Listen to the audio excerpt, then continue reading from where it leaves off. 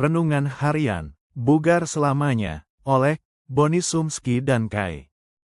Firman Tuhan itu bagaikan roti hidup.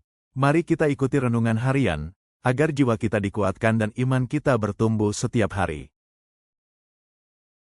Judul renungan, Menciptakan Sedikit Surga di Bumi ayat tema 1 Yohanes 2 ayat 9 dan 10. Bunyinya, barang siapa berkata, bahwa ia berada di dalam terang, tetapi ia membenci saudaranya, ia berada di dalam kegelapan sampai sekarang. Barang siapa mengasihi saudaranya, ia tetap berada di dalam alam terang, dan di dalam dia tidak ada penyesatan. Terlalu banyak kebencian di dunia kita, kebencian rasis, kecemburuan, pembunuhan, dan perang. Perang terjadi karena berbagai alasan, beberapa karena alasan kelompok-kelompok etnis tertentu saling membenci, beberapa karena negara-negara yang lebih kuat ingin mengambil alih yang lebih lemah. Setiap kali saya mendengar tentang semua kebencian ini, saya berpikir, apakah tidak cukup banyak masalah di dunia saat ini yang disebabkan oleh kecelakaan dan penyakit? Mengapa kita manusia harus menambah kesengsaraan ini dengan menumpuk kebencian di atas keberadaan tumpukan kesengsaraan kita? Kita mungkin tidak bisa menghentikan semua kecelakaan atau penyakit, tetapi kita bisa menghentikan kanker rasa permusuhan.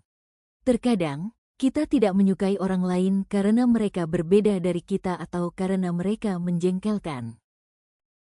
Namun, Tuhan mengatakan kita harus memperlakukan semua orang dengan hormat, dengan tidak mencari kepentingan sendiri atau puji-pujian yang sia-sia. Sebaliknya, hendaklah dengan rendah hati yang seorang menganggap yang lain lebih utama daripada dirinya sendiri. Filipi 2 ayat 3. Bisakah Anda bayangkan betapa lebih menyenangkannya hidup ini jadinya jika semua orang menganggap orang lain lebih baik dari diri mereka sendiri? Kita akan menjadi ramah dan menawan terhadap orang lain.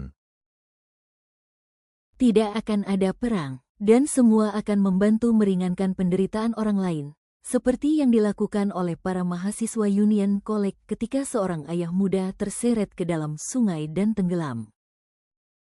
Dengan kepergian suaminya, Meril, seorang ibu tunggal dari 3 anak laki-laki, kehilangan harapan untuk menyelesaikan perbaikan rumah yang telah dikerjakan suaminya, yaitu sampai para mahasiswa datang menyelamatkannya, menyumbangkan waktu dan sumber daya mereka.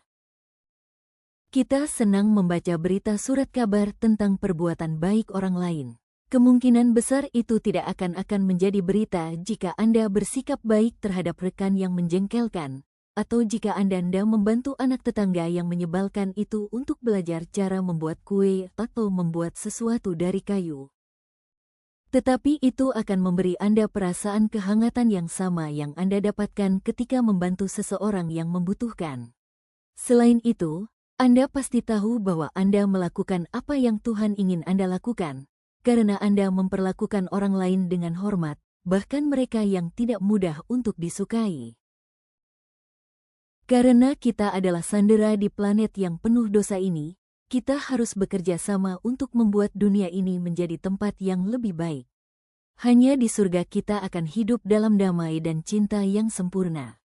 Namun sementara itu, marilah kita mencoba menciptakan sedikit surga di bumi dengan menunjukkan kasih dan rasa hormat kepada semua orang yang dapat kita jangkau. Kepada siapakah saya dapat menunjukkan lebih banyak kasih hari ini? Doa hari ini, Tuhan Yesus, lembutkan hati kami agar selalu mau mengasihi, bahkan ketika sulit.